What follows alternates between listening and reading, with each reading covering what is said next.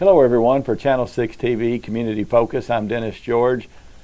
We're having a series of interviews with different candidates who are on the ballot on November 8th. And in Marion County, voters in District 1 for the Marion County Board of Education will be deciding who they want to represent them. And today we have with us candidate Delane Pinkston. And Mr. Pinkston, welcome and thanks for coming in. Well, it's good to be here this morning. Well, and we're trying to pose similar questions to all the candidates, and the first thing I guess is for you, even though you've been a member of the board for quite some time, to introduce yourself to the voters of your district and tell them a little bit about yourself. Well, I am Delane Pinkston and I live at 20 Pleasant Valley Road. I'm out in the southeastern end of Marion County. I'm married to Runeel Carey Pinkston. We have one daughter. She graduated from Marion County High School a while ago, and I had the opportunity of being the minister of the Pleasant Valley Christian Church for 44 years, and I continue in ministerial work even until today. And I've had the opportunity to serve on the Marion County Board of Education since 1981. I have 16 years of educational experience. I have a degree in sacred literature. I think that I have a lot of the qualifications that are necessary for a board member, especially experience. That's about all I can say about myself at this time. All right, and, you know, obviously for people on the ballot for the first time, the question you ask is, what made you decide to run? And someone who's been there for, as you said, since 1981, what drives you to want to continue to be a member of the board? That's a very easy question for me. And I stated it in the paper. I've lived in Marion County for nearly 50 years. I have a great love for Marion County. I know how important that our schools are to our community, and I'm just all for good schools, and our schools are doing very well at this time, and I just want to continue to see that grow and improve and just get the very best that we possibly can be. All right, and I guess one thing that and all the board members I understand have committed to not raising taxes. If the nickel tax is passed same day, on about the same day that you are, your view on the nickel tax, your support or not support of it, and where you stand on that, and maybe why? I strongly favor the nickel tax. It is a must for Marion County schools, and it is a must for our children. I mean, this, I think, is our last opportunity to have great school buildings. I mean, some of the conditions that our schools are in, I don't know any other word to describe it other than pathetic. Marion County, we can do so much better. And this is not only, it's for our children, but it's for our community. And we have business and industry here now, but I wonder how long that we're going to have people come to our community and look at some of the conditions in our schools. We're doing well. And I have to say, if it wasn't for the personnel, the teachers, the principals, our administrative staff, I don't really see how they do what they do in some of the conditions that we have, especially at Lebanon Elementary and at Calvary. I mean, it's like I said before. I just don't believe that a board member is worth his salt that is against the nickel tax. And I think things are looking well, and I hope people will realize it. And really, I see it as a win-win situation for everyone, especially for our children, our school system, even taxpayers. I mean, if the nickel tax doesn't pass, you can write it down. Whoever is on the Board of Education, taxes are going to increase year after year because we're going to have to continue to funnel money into these old schools that we could be using for our students. And I really get passionate. I just can't help but when I think of this, and when I look at Washington County, when I look at Taylor County, what they're doing in their schools, it just isn't fair for our students. Okay, and you know, there's those who oppose the nickel tax may say, we don't know where the money is going to be spent, or the other argument, there's too much waste now. How would you address those comments? Well, to the people that says there's too much waste in Marion County, I would invite them to come in and get anyone that they would like to get any, and to look at our books to see if there is any spending that, or any places that we could save money. Now you could cut some of our programs, but I don't think any one of us want to do that. We went through that several years ago, and the problem is every time you mention a program, everybody says, oh, not that program, that's a good program. And that's true. They are all good programs. You know, I just don't see, I think we're one of the most financially sound districts that in anywhere, and I think the record will prove that. And I've heard people complain about some of our spending as far as advertisement is concerned. And, you know, to an individual, $3,000 is a lot of money. To Marion County school system, it's not that much. And really the benefits, when we see people coming to our community, we want them to know that we have great schools, especially those business leaders that come here. And so I think that's one of the complaints that I hear is the advertising. And, you know, we want to advertise our school. Everybody advertises, and it's just good. And I think we got something to advertise. We got something to be proud of. Okay, on the other end, when they say, we don't know where that money is going to go if the nickel tax is passed, obviously as a board member, you're restricted in on how you can spend it if you would like to address that. It can only go to buildings. That is all the nickel tax can go for, is for buildings. Now, of course, that includes furniture and things like that. But we cannot use it in any other capacity other than school buildings. And we have no other way. I mean, I hear people say, well, you all should save money. Well, you can't save enough money to build a school. It is impossible to do. You have to have the nickel tax. That's the only way that you can possibly do that. And so we desperately need the nickel tax. And I guess as a board member, you're also looking that if you raise $10 million, the state matches it. So it's kind of a buy one, get one free. It is. And if we, and it goes, the tax money, of course, is placed in one fund. And then it's divvied out to the counties that have the nickel tax. And if you don't have that nickel tax, you're not going to get those funds, and that's what's so sad. We're missing all of that matching funds. Is that kind of way the state's saying, if you're not willing to put up, we're not willing to match what you do? Is that kind of how that program works?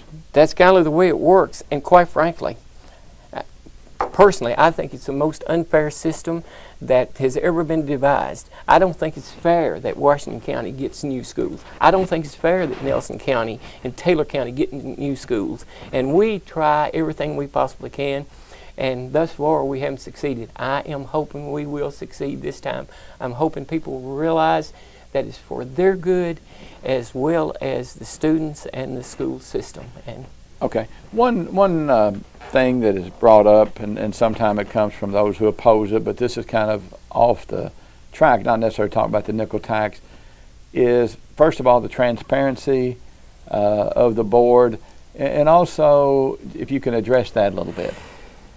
I can't understand. I think we have been the most transparent, and if anybody wants to know the expenditures, they're there. They can see it. And we tell everybody up front exactly how much money we have. It's been published. Yes, we are a financially sound school system. But one of the reasons why we have this money is we know we have these old schools, and we are going to have to use some of that. If we don't, we will have to do something to eliminate the overcrowding at Calvary and Lebanon Elementary. What it will be, I don't know, but we will do something, and that's one of the reasons why, and I'm glad we've got that money but I don't want, that's a Band-Aid measure, and it's not good. Obviously, over the last few years, there was some turmoil, I guess, if you will, with the board and different things that went on and made the news quite a bit. But in retrospect, if you were to give the superintendent a grade on her performance and your support of the superintendent, would you talk about that and how you feel about her job performance? I usually say two things about the superintendent. She is a workaholic, and she is about the students of Marion County Schools. She lives Marion County Schools every day. She is doing something to make us better. I attended one of the meetings of the principals the other day, and they were sitting around the table with a book. They were actually studying a book on how that they can be better. That's what she does.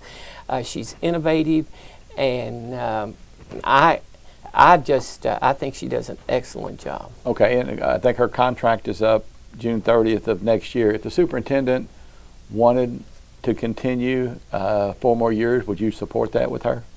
I see no reason why. Our school system is doing well right now, and why change?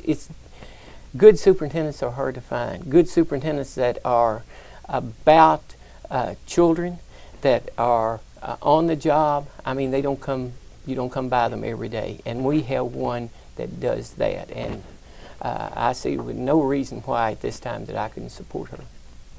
Support her or not support her? Support her. Oh, you would support her? Oh, definitely. Okay. Right at this time. I want to make sure I understood that correctly and it came across yes. right. Yes.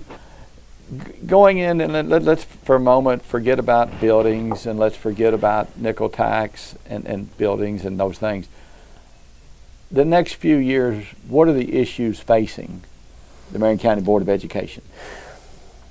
Well, I'll tell you one of my concerns. We have the usual problems of any school system, and they are, it's drugs, alcohol, discipline problems, bullying. Every school system in the state of Kentucky has those problems, and I think we have measures in place, and I don't want to say that they're not important. They are, and we continue to work with those. What really concerns me is safety. That's what I think about it every day. It's the world we live in. I'm not going to go into detail about that for obvious reasons, but and I'm not saying we don't do a good job right now, but I'm saying that we're going to have to stay on top of that issue. That's something that's very important to me. Okay. As voters in District 1 look at the 3 candidates, what would be your compelling reason that they should vote to bring Delane Pinkston back onto the board? Well, I think one is experience. I mean, I've been here. I've seen just about everything that you can possibly see. And I think that's important. Temperament, I think, is the second thing. I have the temperament, and when you see me on the school board, that's the way I live my life day by day. That's me. And I have the temperament that I try to be a patient person. I try to be a forgiving person. I'm not one that holds any grudges. I understand that people are passionate about their schools. I understood all of that, and I dealt with it the best that I possibly could. Unfortunately, and I think it's much better, there's a lot of misunderstanding about the governance of school board members. People, and I think it's much better, they're beginning to understand that we are not the end-all in all things, that we just can't call the superintendent and say, you need to do this. It's not that way anymore. We have councils, we have principals that are over those schools, and all right, and I know I've read stories in the Lexington Herald over the last 60 days of school board members, maybe school principals,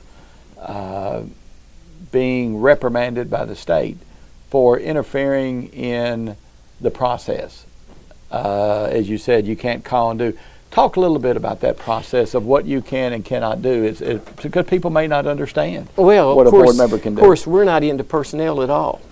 We're not even supposed to say anything at all to the, we can't recommend anybody to the superintendent. That is completely out. Student issues. we're not involved in student issues on a day-to-day basis. Now, there are some rare instances where some student issues could be brought to us. There are some very rare instances where personnel decisions could be brought to us, but they are very, very rare. We are not into the day-to-day operation of schools. And I can say one for myself, I am not into the everyday operation of school, and I do not influence the superintendent on personnel decisions. We take an oath that we will not, and I do not. All right, so basically, when you look at fiscal court, you look at city council, the job of a magistrate and a councilman is basically policy, budgeting, and working with the judge or the mayor. Compare that to a school board member. Well, I don't know how to answer that question, but I guess we are similar. Our meetings are similar ways.